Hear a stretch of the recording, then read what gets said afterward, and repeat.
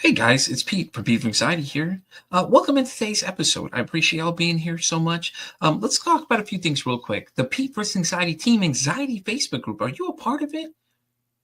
You're not? What are you waiting for? The link's down here in the description down below, or go to Facebook and search Pete vs. Anxiety. Then look for the Team Anxiety team page and join it today. Why not? You can join and help. It'll be great. Yeah, like right now. Hurry up. Stop what you're doing, pause this video, go do it right now. But anyways, let's also talk about the Pete vs. Anxiety YouTube page.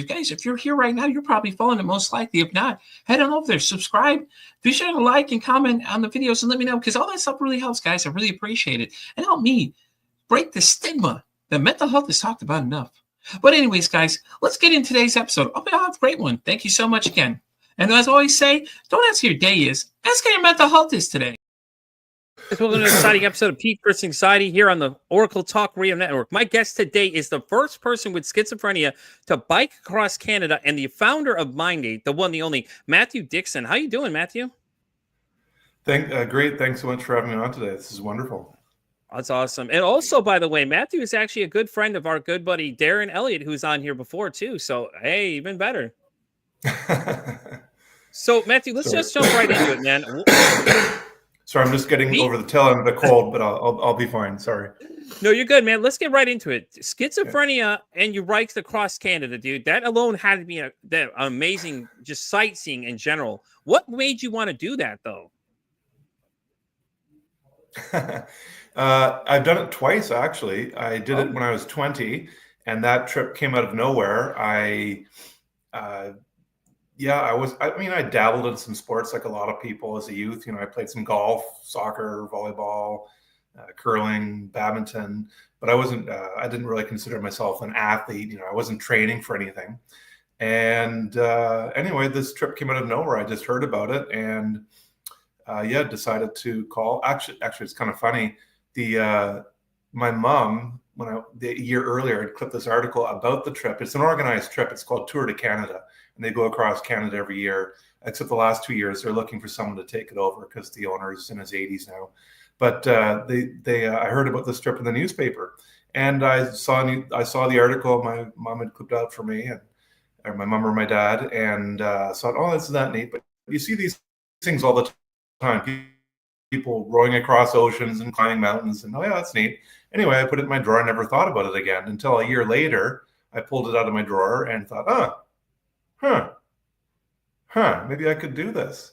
And within minutes, I was phoning the number. I mean, back in 1991, there was no internet or email, so I phoned the number and asked for more information, and it just kind of snowballed. You know, they sent me a packet of information about how to do the trip, and they said if you want to reserve a spot on the trip, send in a bit of money and reserve a spot. And then it just one thing led to another, and that's what I try to tell people, is that you don't have to do everything all at once. Just one small step, just to start and keep starting. That's awesome, though. How many days did it take you to get across, though? So the first time I did it when I was 20, it took, that trip, Tour de Canada, they go from the last day of school to the first day of school because a lot of teachers want to do the trip. So about 2 months, 10 weeks. The second time, when I did it again in 2023, when I was 51, I went the whole way across Newfoundland. So it took about 3 months. Dang, that's pretty. Dude, that had to be amazing, though. I've been to Canada, but I've only been to like a small portion, like the Thunder Bay area, because I have family that live there. But it's a beautiful view, though, man. Like, I loved it. Oh, Thunder Bay is gorgeous. Oh yeah. And it's like you're on the ocean.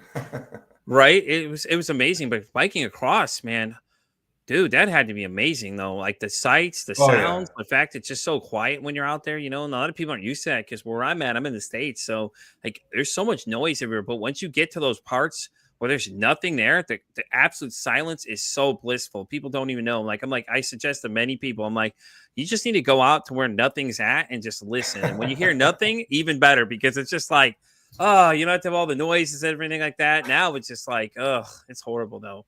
But so that's so cool, man. Like, and you did it twice, though. That is amazing, though.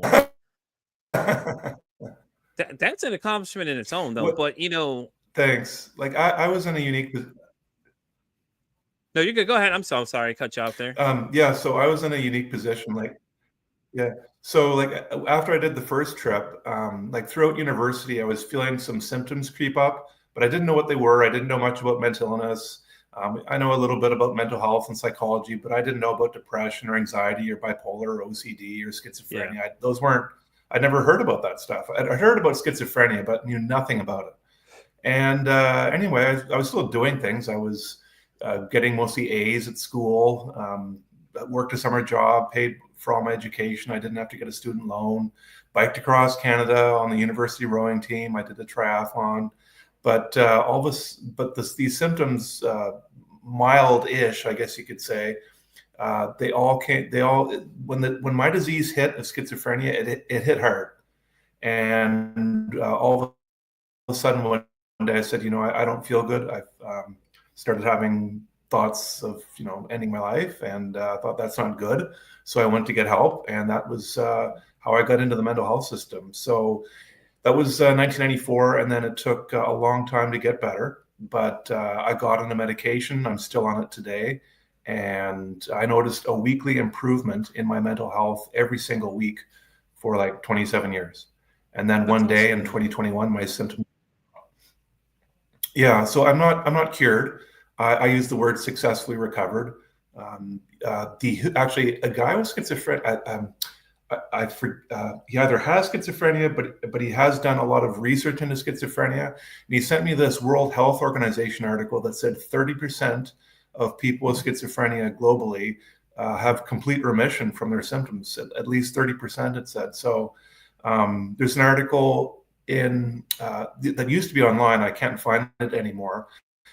The head of the Schizophrenia Society of Canada sent it to me years ago, and it was like the 7 myths of schizophrenia, and one of the myths was that people don't recover, and people can recover. They can get their health back. I don't know about cured, but if all you have to do is pop a pill and live a healthy lifestyle, it's that's pretty darn close to a cure. If you ask me, popping a pill is like the ultimate solution to anything. Yeah, and It's just it's so great simple. though. You don't. Yeah, yeah. So it's as a recovered. I mean, that's a whole other story. My recovery. I can't just sort of gloss over that in a minute. But basically, like when I recovered, I thought, and I'd always wanted to do a trip like that again. And I was in this unique position of already having done the trip and getting through schizophrenia. If I hadn't done the trip already, I don't know if I'd have tackled something like biking across Canada. It's a big thing for anybody to do. And so in 2023, I said, you know what? I think I'm ready to do this. I think I've got the mental health. I think I've got the physical health. And yeah, and again, things just kind of snowballed. I started putting the word out there. I want to do this. I think I'm going to do this. And the first sign that I got that I thought maybe I'm on the right track, because you always have these things going through your head. Maybe I shouldn't do this trip. Maybe I should. Maybe I shouldn't. I don't know. You weigh pros and cons. And then I got an income tax refund of $2,000. It was the largest one I've ever gotten. And I thought, maybe that's a sign, because it allowed me to get out to Vancouver with my bike with a decent plan, some camping gear to start. And, it would allow me to get maybe into the prairies. And I just hoped that if people saw me out there actually biking and not just talking about it for the umpteenth time, Matthew's actually out in Hope and all these places in BC, like he's actually out there biking. Like I was just hoping maybe people would donate to help get me the rest of the way. And my community at home and online, they sent in money to a GoFundMe. And without them, I wouldn't have done the trip. I was ready the whole time. If funds ran out, to hitchhike home and say, look, I tried it. I can't have. Didn't get the funds to do it. But like magic, they just kept pouring in through the trip, and I still get emotional even 2 years later. The fact that they allowed me to do that, because I love doing that trip. It was just so. I love traveling, and to be so sick for so many years, not being able to do stuff like that, and then finally to just get free. I felt like I was just, the doors of my prison opened up and I just bolted, like I'm going. He's like, I'm I could free, have I'm free. I could have planned it out more, and had more events along the way, and got sponsorships, and had more media interviews, but I just couldn't wait. I'm like, sorry, I just want to go do this. Yeah. Yeah. That's so awesome though, man. I mean, you went out there and you're like, well, I don't know if the money's going to be there or not, but we're going to go for this. And that's always great, that the money started coming in for you, to the joy in your face when you're talking about it, how great it was, and things like that. So, man, that's all so great. So, what got you into Thank mental you. health? Now, obviously, you had your own issues. Is that what got you to go to, like, Yeah. hey, maybe I can help other people if I can get this, if I can recover from this, maybe I can help other people recover too. The disease. So first off, for people struggling with the disease, I want to say one thing, that with treatment, the pain can come down to more manageable levels. It can, and it may not go away to a great level as soon as you want, but it can come down to more manageable levels that will allow you to carry on way longer than you thought you could. Navy SEALs are taught in their training they're capable of 20 times more than they think they are. Not 5%, not 10%, 20 times more than they think they are. And I feel like I was tested in some way with that.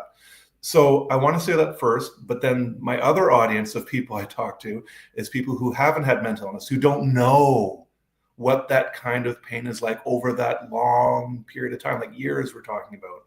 It's I use the words, form of torture. It's a form of torture.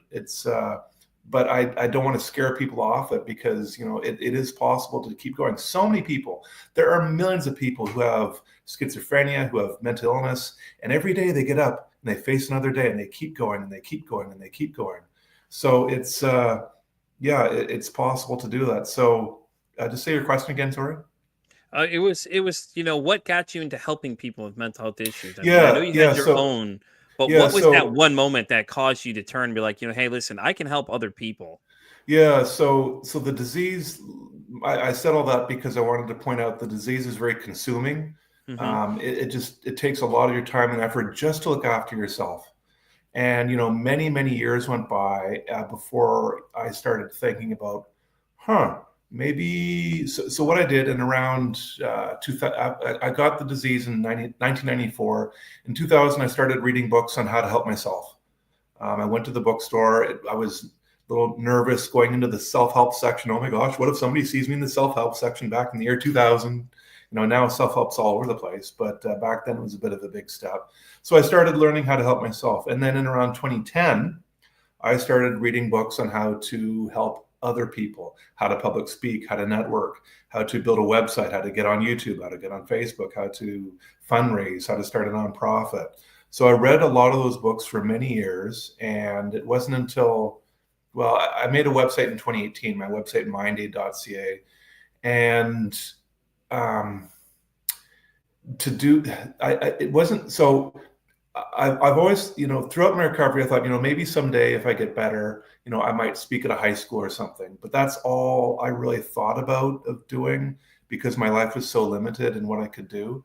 But in 2017, I saw this TED Talk by Vikram Patel, and he talked about mental health in developing countries. And I don't know why I never went looking for that, I never went researching it, but there's tons of information online. And just to back up, when I was first diagnosed with this disease, I felt myself like I was living in a war zone. I lived in a small town, small sleepy seaside resort town in eastern Canada on the ocean. But I felt like I was living in a war zone. It was very peaceful, and my heart went out to people in actual war zones, in extreme poverty, with all those other problems you have to deal with, and mental illness as well. I'm like, how do you do that? Right. And years went by, and I never went on the internet to look up the stuff. And so anyway, in 2018, I made my website, mindaid.ca, and I realized that there are groups helping the cause. They use models of basic mental health care that are low cost, proven effective, and scalable. But it's a vastly under-resourced cause. These groups are helping thousands of people, but they're still relatively small compared to the larger humanitarian organizations, and they're scattered across the web. And I thought, maybe if I put them all on one site to make it easier to find, because it took me a while to find them, and I keep finding more as time goes on. And so my mindaid.ca website I've always looked at it as a hub for the cause, like a one-stop shop. If you want to find out how to help. Well, here's the organizations helping, choose from these. And it's at its essence, it's a simple curation site. So so that's what sort of progressed with me. I guess the other answer to your question is reading all these books on how to help myself. Many of them said, if you want to help yourself, if you want to do better mentally, help other people. It's so many books were telling me that. So I'm like, well, okay. So it's part of it is to help myself. But that's so cool, though. And I can't sit there. I can't go through that kind of pain for that long and have so many answers, have so many tools in my toolkit, and just keep them at home and never share them. I'm like, people are dying every day. People are suffering horribly with disease, with mental illness, and I can help them. Here's a book. It's as simple as a comment in a Facebook post. This book really helped me. This book was marvelous for me. It helped me get through a lot of things. Maybe it can help you. I can't sit here and not help other people. So. No, I get that feeling too, because I'm the same way. I'm always about helping other people out, and people always ask me for like different advice. Like, hey, listen, I know this is a subject you're in, so like, with this podcast, like all these people I meet are new contacts I have. Like, I could reach out and ask them, like, hey, listen, I got a question for you. Maybe you can help me direct it. Maybe you can do it. Maybe you can handle it exactly, or you can send me to somebody that can help me. And a lot of times I've done that too. I've reached out to previous guests and say, listen, I had a question for you. Maybe you'll know where I need to go from here. And it's been great because everybody comes to me now and is always asking me questions about stuff. Oh, listen, hey, I got this issue. Okay, let me reach out and ask somebody. Let me find the right thing for you. And I'm always using all my contacts like that too. I'm always suggesting it to other people. I'm a big promoter of mental health awareness itself because I feel like here in the States, we don't talk about it enough. I think it's stigmatized for men, especially because, we as men, we don't talk about things that's clearly noted as, if we look at, the suicide rates and everything like that, it's just like astronomically high. And all it is, it's because a lot of people don't know where to find help or where to get help and things like that too. So that's a great thing about Mind Aid though, is that, people can look up and see like who's doing what and where they can get these things, because a lot of it's the cost of it is be the big problem for a lot of people. It costs a fortune to go see somebody or even get any help and everything like that. But what you're doing is great because you're putting everybody together. Like, hey, listen, come see me. Everybody's here. We're all here having a big party. Why don't you come on into the party? And you just keep adding more and more and more. And it's great. It's so great that, everything is in one spot, because now I can refer people. I'm like, hey, listen, go check out this site, and when I get to meet people such as yourself doing things like this, I can use your site now as a different tool. Like, hey, listen, I just found out about this site. Go check it out. What do you think? It'll have everything you need. If you have any questions, let me know, but this should help you, find the things you're looking for, and it's always great when you have a one-stop shop for things, because we have it for everything else, medical insurance, all these other things, but where's the mental health one? And that's where Mind Aid comes into play, though, is that you have everything right there for everybody. And the fact that these little smaller organizations are doing what they can to help people get access is phenomenal, because I don't think enough people know where to find them. But with Mind Aid, you've got them all right there ready to go. They're like, here you go. Which one fits in your category, what you need, and and all that kind of stuff. So it's really great what you're doing, though. I mean, I think that you just had an idea. You didn't realize how big this idea was about to get. And then now you're finding out that there's even more that you got. So you're constantly updating it. So you're also staying still relevant, because all these new people keep showing up to help out and everything. So it's great, though, what you're doing. Thank you. Yeah. On my website too, I've got a little section there. It's a list of my best mental health tips. And that's taken me 20, 30 years to make. All the books I've read, all the resources, articles, I've got them listed there. I mean, I've got, I've read way more than what's on that list, but those are my most favorite, my favorite ones. Yeah. And I really, if you want to get into my head for tips for mental health, go to that page on my website. I'm definitely going over to check it out. Every guest that comes on, it has a website. I'm always looking at their websites afterwards, because I'm curious to see what I can learn from them. Because every interview I look at, I'm looking to take something away with it. Now I have mindaid.co. I could use that now in my tool belt. And obviously, I'm going to go see some of your tips too, because never know, something I may something new I may learn that I could use that in case I run into a situation, and things like that too. So it's great that we're getting getting inside the mind of Matthew Dixon. Like this is the guy that creates his site. Like these are his thoughts. These are the things he likes, man. And it's so cool because you don't get a lot of people that share their insight. A lot of people are so closed off because they're like, oh, you're going to steal my ideas. I'm like, but we're trying to help each other in this space. What do you mean? Yeah. Yeah, it's like on my site on the on my tips list. One of the ones I talk about a lot is verbal judo. There's a book on it. That's what police officers are trained in to deal with people with words, not weapons. Yeah. And it's changed my life dramatically. I've read a lot of people skills books, and that by far has changed to most of what I actually do in real life. Verbal judo. Yeah, it's in my tips list. The other one that was such a game changer for me was the Survivor Personality book by Al Siebert. He studied how people got through the Holocaust, natural disasters, cancer, alcoholism, all sorts of things, and how they developed that mindset to get through and not only just and like thrive on the other side. It's that book. I found that later in my recovery, and I wished why didn't I have this from the very beginning of my recovery? So, but yeah, those two are I share over and over again. Well, why we have you, let's talk about schizophrenia here, okay? Because a lot of people, I think, get the misconception of what it really is. So, what are some things that people don't know about schizophrenia that they should know? Like we get all these different things, you get all these people say these things, but you actually have it. So we have you here right now. You could tell us you could tell us some things too. You know what I mean? It's great when people come on that have these different conditions because you can ask them, and everybody's experience is different. And I think that's so great of a point is that, everybody's different. Not everybody experiences the same thing. I know a lot of people say like people with schizophrenia start hearing voices and things like all these other misconceptions. So what are some things that people should know, and the second part of the question would be is like, if somebody has schizophrenia, what can someone do better to help them out? Like that way they don't feel like they're, making them feel different. But, I mean, because it's such an unknown one for a lot of people. We only see the things that we know. And a lot of people just don't want to go look and do the research. So, we've got you here right now. So maybe you could help us out. Yeah.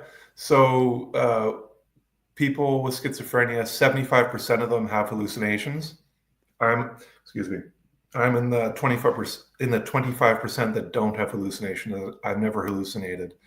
Hallucinations can be any of the five senses, and some of them can actually be quite pleasant. Some people see beautiful things in the sky, but for the most part, they can be relentlessly tormenting.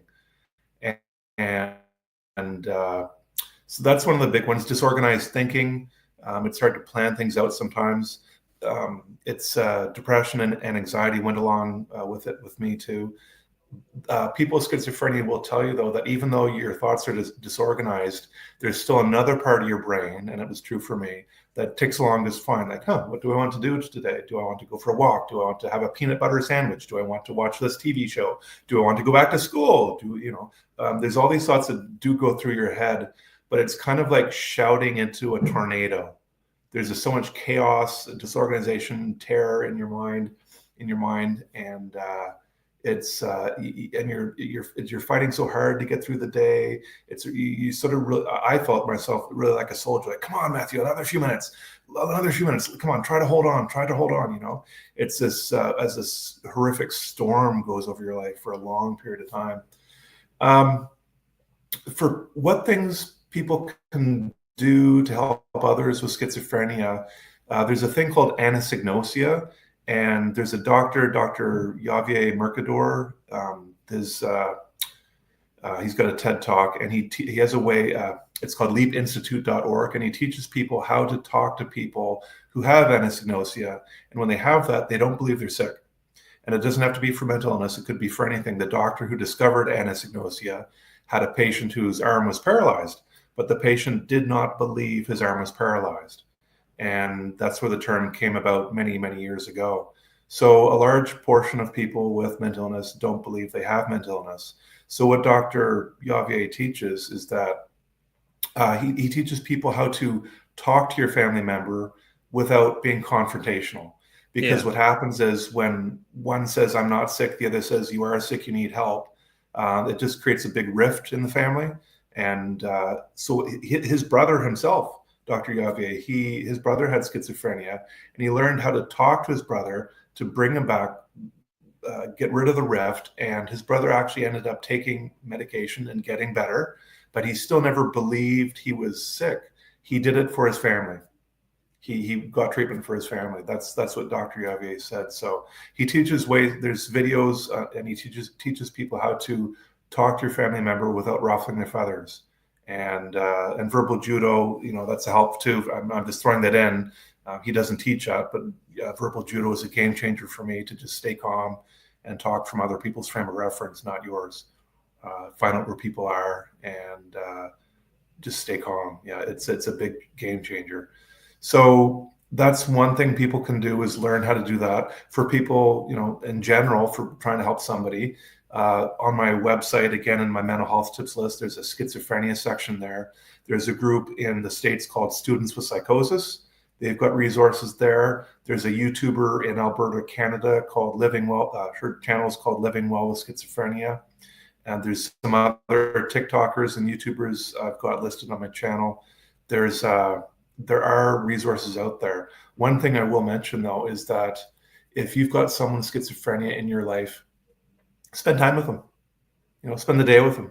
Keep them company. We are a lonely group of people.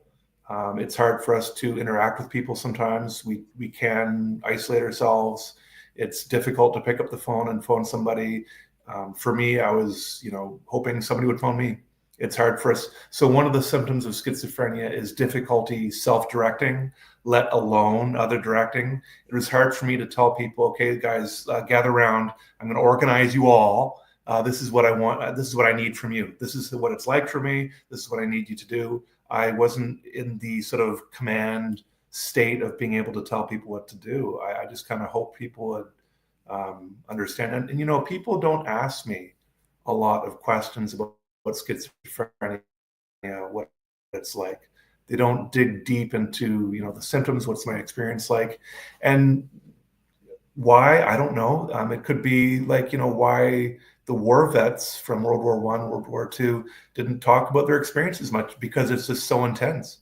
Yeah. I don't know. People might be afraid to get into that sort of conversation with me. It's just too intense, because when you're sitting there feeling like there's a grizzly bear, about to attack you, you yourself with schizophrenia, you're just always in that intense state. And having people involved in that, it's sort of like, I don't know, it could be like, Matthew, I'd like to watch a movie about somebody who survived something horrible, but I wouldn't want to be in that state with them. I'd like to watch a movie of the guy slaying the dragon, but I wouldn't want to be there slaying the dragon with you. There might be an element of that, but it doesn't have to be hard. You don't have to be scared to talk to people about it.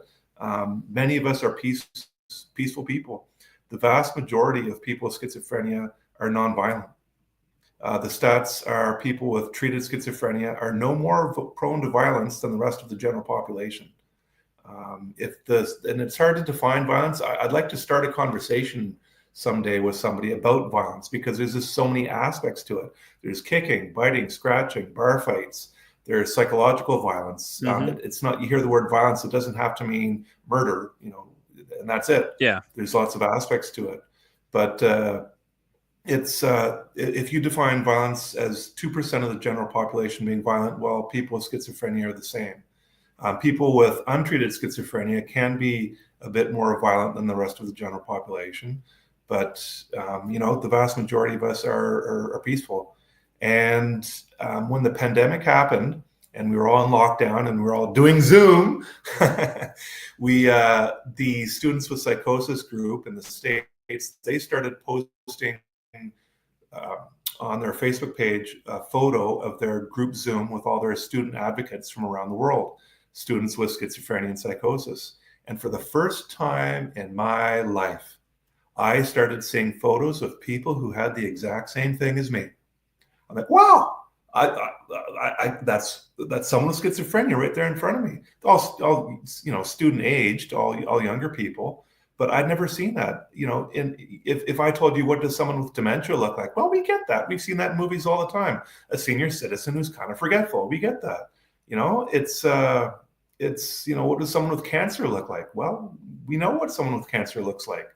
There's people with cancer all the time, people doing well, people not doing well. And my idea was to have a video or a series of videos with a simple, it could be a very simple video, just a photo of somebody with schizophrenia, headshot. Look, this is Bob, this is Sam, this is Brody, this is Brady. here's what they look like, and here's also what students with psychosis did. They showed they had a little bio sometimes of a person. This is our student advocate in Venezuela, and their name and things they liked. And they all had such a wide variety of interests. We're not all this disheveled homeless person on the sidewalk. Yes, some of us are like that, unfortunately, but there's a lot of others out there who are in your workplace and you don't know it. Exactly. It's I don't know how many people I've walked by in my life who've had schizophrenia and I had no idea. It's so it's simply but whenever I say I've got schizophrenia, I'm very open about it. I sniff people out at first, like in the workplace, for example. If someone new comes in and I have to work with them, I sniff them out at first, but then pretty soon into the conversation, I just find myself saying it. And it's such a relief to get that off my chest. And, nobody gives me a hard time. It's people, so many people, still like 30 years plus into this disease, I still have people saying, when I tell them I have schizophrenia, they say, I don't know much about it, and or I know someone who has it. A lot of us know someone who has it. And, it's the stats are about roughly 1% of the population has it. Could be a bit more, could be a bit less, depending on the studies, but roughly about 1%. So it's not a lot of people, but, with 8 billion people worldwide, that's 80 million people. That's like 2 Canadas. And, we're all sort of hiding, it's, and and you go looking for mental health advocates online. That's what I do. I find other mental health advocates and friend them on Facebook. I have a lot of friends on Facebook for mental health advocates, not so many for schizophrenia advocates. I'd love to see more. I'd love to have people not be afraid to talk about it. I love talking about it. It's you can. It's hard to get me to shut up about it. But you're not wrong though. But you're not wrong. Not enough people are talking about it. Not enough people know about it. I think that's the thing is some people don't know enough. They're scared, and then it's like I know this is going to sound fucked up what I'm about to say, but if you compare it to like people that are transgender, if you ask them questions too, you can ask them questions all day. They'll answer your questions for you. Just don't like be an asshole and start asking stupid shit to them, obviously, but it's the same thing. You can ask people with schizophrenia questions about it. Hey, listen, I don't know much. Can you educate me some more? And anytime I meet somebody with something like any kind of different disease I've never heard of, I'm like, yeah, tell me more about it. Like, let me know more about it. I'm like, I'm curious. What is it like for you? Because that's the first thing I always ask you. So can I ask you what your perspective is? It's like, what is it like having it for you? Because I'm always fascinated to see what it is everybody has. Like BPD has been a big one. I've been running into a lot of people, but each person experiences it in a different way. And it's so fascinating to me because I'm like, hey, listen, can I ask you a question? And they're like, usually they're really cool because they understand I'm asking because I want to know. Like a lot of people already know what I do, but some people don't. I tell them, listen, I run a mental health podcast. The reason I'm asking these questions is because I'm curious for myself. I meet a lot of people and I'm just interested to see what your perspective is and what it's like for you to have these things. And a lot of people are like, oh, okay, that makes sense. You know what I mean? They ease off a little bit because they just think it's weird when I find out stuff and I just start asking questions.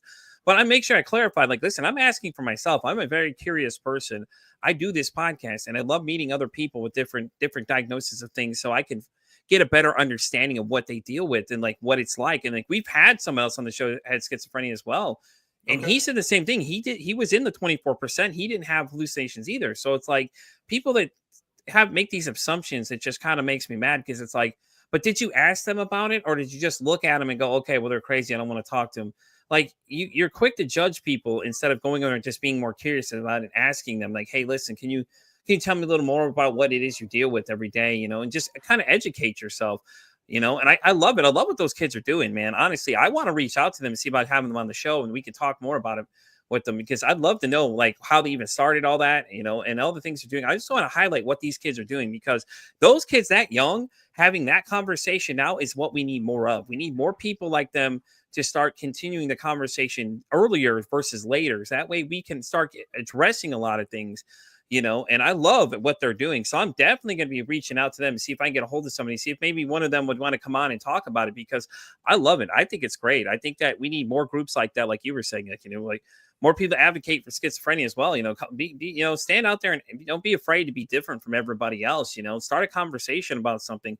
Yes, it'll probably be uncomfortable at first for people, but all you're doing is you're educating these people. Like, hey, listen, this is not what it looks like. TV and movies are great, but they tend to take things and run with them a little bit in some of them, and it's not what it actually is like. This is what it's more like, what was it? Multiple personality disorder was one of the ones that was very interesting too, because it's like, it's not what it seems, guys. Like, it's not 15 different. Well, some people do have that case. Okay. There's extreme cases where there are some, but no, they changed it to DID instead. But it was like, it's because it wasn't really that they were have different personalities. It's just like little tweaks in their personality that, that would happen. And like, we've had somebody on the show that had it. And if you watch her, she's talking and you're just watching the little things change, and I'm noticing it as I'm watching it. She's talking, you can change the tone of her voice, changes the way she starts acting, the way her facial expressions, things like that. All those things start showing you different things that you'll see. Okay. Yeah. Schizophrenia was often talked about being a split personality, which it isn't. It's like you say, split personality and multiple personality does exist. Mm-hmm. But schizophrenia is not that. It's I wanted to point that out. You mean the students with psychosis? What you'd like to have them on the definitely? I'd love for them to come on and be a guest on the show. We can talk about it. Yeah, the founder of that is Cecilia. I think her last name is you pronounce it McGough. I think it's McGough. It's McGough, and she's got a TED Talk. It's called Schizophrenia, I Am Not a Monster. And she started that. Yeah. So it's, one more thing on schizophrenia, and sort of getting the word out about it more. When I biked across Canada the second time, I put on some small events along the way, and got a group of 7, 8, 9 people together here and there.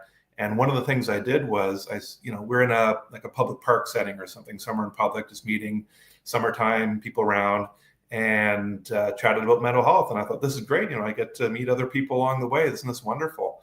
And at the end, what I'd do is I'd say, okay, everybody, on the count of 3, 1, 2, 3, and we all shouted schizophrenia into the, just like that, where, in a public setting where other people could hear.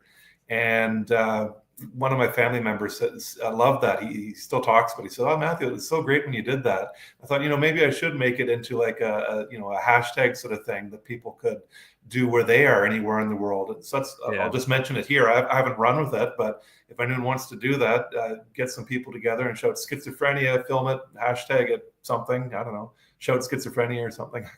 That'd be pretty cool, though. I think that'd be great, and it's cool when you get to meet other people with the same disease you have too, because then they don't feel so alone. Like you said, you guys were very lonely people, and things. Well, like not all. I'm guessing not all of us were lonely, but I'm sure it's certainly a trend. I've suffered with loneliness. It's but you know what it is though, because as people are so afraid, they don't know what to do in those situations and things like that too. But it's so great that you're so open to talk about it, because then people can learn things, and hopefully there's more people that start coming out after seeing this interview and go like, hey, listen, I've got it too, and start banding together and just try to make it so people understand what it is and not make it to be so monster sized as something so horrible.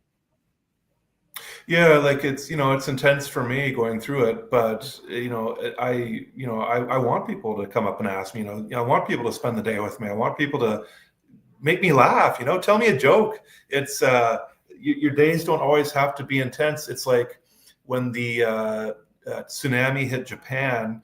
I read an article. A journalist went over to see what was going on, and he saw the Japanese people cleaning up this mess. And he said it was a paradoxical sort of situation where this horrible mess they're trying to clean up. But he said they still just wanted to have the pleasantries of everyday life. Like, hi, how are you? And just common, normal chit chat sort of thing through their day. And I was the same way with schizophrenia. Yeah, I'm living I'm in an intense pain right here, but tell me a joke. Can we watch The Simpsons or whatever? Right. It's Exactly. tell me a joke.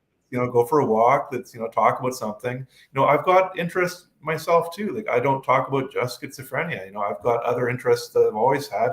Interest in the environment. Interest in nature and exercise, and it's. Yeah, I can talk about other things. And sometimes I want to talk about these other things. Sometimes I don't want to talk about schizophrenia, and just sort of feel it out. It's and don't be afraid to spend time with us. It's I haven't met a lot of people with schizophrenia. I haven't. I guess when I was sort of ready to do my advocacy work, like around 2018, soon after the pandemic happened and lockdown, and it was harder to go out and meet people. So I was doing more things virtually. But I would love to meet more people with schizophrenia. I have met some, and it's wonderful. I'm tearing up right now. To meet other people with the same thing as me. So it's yeah. I'm not. Just because I've recovered and doing well, that doesn't mean that's the be all or end all. There's lots of Brandon Staglin has schizophrenia. He's in California. His dad, Garen Staglin, together they put on this huge gala concert to raise millions of dollars for mental health research. And they have, Brandon said, I've got schizophrenia. I still have symptoms, but I really enjoy my life. He's thankful for his disease. It's taught him so much. There are ways to be happy with life, even though you may not feel the best. There's reasons to live. There's reasons to be here. There's all sorts of reasons to be here. And there's a book that I read, and it said the author went to visit an Olympic diver, and he'd had a fall, and he was paralyzed. He was a quadriplegic, and he went to visit him in his house. His life went from Olympic athlete to in bed, having his parents having to do everything for him. And you could tell it was hard on him. He went to interview him, sat in his bed, and when it was time for him to leave, he could tell the athlete didn't want him to go. Like he's like, please don't leave me. You're like my tie to the outside world sort of thing. It's and then the author went and visited him years later, and he said there's just more peace in him. He said he talked to him, interviewed him again, and when it was time to go, he said, see ya. He'd made more peace with his situation. And for me, I was always improving. Every single week I noticed an improvement. So I never plateaued, and it never let me settle and say, okay, this is the best I'm going to get. I just kept fighting and saying, I kept, carrot in front of the donkey sort of thing. I kept going after it. And it's, so I don't know what it's like to be in a state that's not going to change, or hasn't changed for a long time. I don't know what that's like. Yeah, I just wanted to throw that out there. And the other thing is they can maybe someday find a cure. And I tell people, with when you're mentally ill and depressed, it's hard to think positively about things. I remember for years thinking, oh, this is a horrible disease. They might not ever find a cure, and this is the way I'll be for the rest of my life. You don't know that. Yes, I got on a medication. Yes, it took a long time to get better. But there are so many people who every day go to work trying to find a cure. They're working on this, and there are people who have your best interests at heart. Yes, you may say people have ignored me. Yes, my housing situation isn't the best. Yes, I don't have enough money. Why do people do this to us when we're suffering the most? Why do they not give us our basic needs? Why? It's cruel. And but there are people trying to help you, even though you may never meet them. But they're working on a cure, and you never know. If we were like in 1950, it could be a long time before research into the brain came our way. But research into the brain is just phenomenal. The last 10, 20 years, whatever it's been, look at all the stuff we found out about the brain, and we keep finding more. We're going to keep out finding more. So, we see news headlines all the time, discovery of this, discovery of that, discovery of this, discovery of that. Well, one of these days you might just wake up and read this headline, cure for schizophrenia found. Go to your doctor now and get it. It's, and then, so it's, don't give up. You never know. You never know what the future may bring. The future isn't written. The future is not written. Some people believe that destiny and that everything's all planned out ahead of time, and maybe it is. But if it is, we still don't know it. We don't know what the destiny is. We still, we don't know what's planned for us. It's so just stay hopeful. You never know what tomorrow may bring. You never know. I love it. Thank you so much, Matthew. Guys, we got to start wrapping up. I know Matthew's on a time limit there, so we're going to start wrapping things up real quick, Matthew. Before we start letting you go, we have to ask you the all-important question. If you could break the stigma about mental health, anything that you hear every day that you just want to say, hey, stupid, stop saying these things, what would you tell someone? About mental health in general? Yes, sir. Let me see. To break the stigma. It's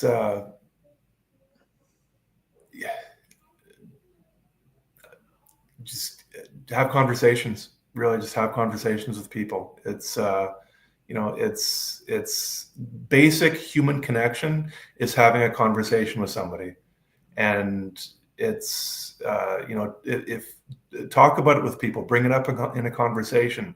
If you talk to me, if you've watched my conversations online, in person, over so many years, oh, hi, Matthew, how are you? Oh, pretty good. Did you see that movie yesterday? And what do you do?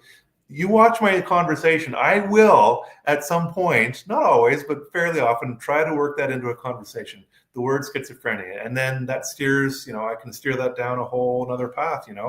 It's read books on people skills, how to have conversations. There's a great book by David Topus called Talk to Strangers. He talks about how he just approaches strangers, makes friends, makes business connections.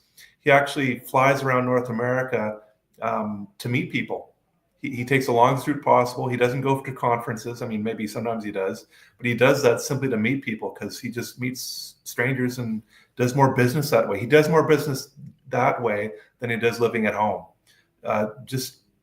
Learn how to talk to people, how to break the ice. One thing I've been doing lately is simply saying hi to people on the street as they walk by. It's as simple as that. At first, I was outside my comfort zone. It was uncomfortable, but a simple hi, a look in the eye, you don't even stop your paces. You keep going at the same rate. It doesn't take a second out of your day. And a simple hi, but it didn't take long for it to feel very natural, very genuine. When people say hi, so many people say hi back. Maybe they can't hear you, they're hard of hearing, or they're thinking about something else. So many people say hi back, though. So many. And it's a very nice, very quick, very human, I see you. I see you. And it's so simple to do. It's not out of the ordinary. If you're in a crowded place with people all around and you're saying, hi, hi, hi, hi, hi, that's a bit, I'm not going to do that. But, if someone's passing on the street, no one's, within 20 feet or whatever, hi. And it feels so natural. And it's just a tiny little thing you can do in someone's day to have someone feel that they've been seen, being heard.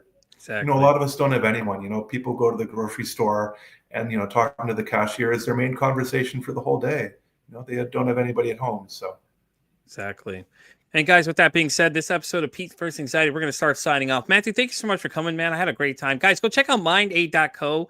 It's got a great website resource for everything. .ca. Matthew is constantly updating it, and go check out his mental health tips. He's got them all in there. He spent some time reading all these books, and he's going to give you a little bit of nuggets of knowledge, guys. And as always, I say I'm Pete First Anxiety. I'm on X all the way down to TikTok.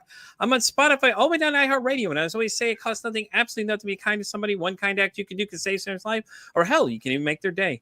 I'm Pete First Anxiety signing off saying, don't ask how your day is today. Say, hey, how's your mental health today?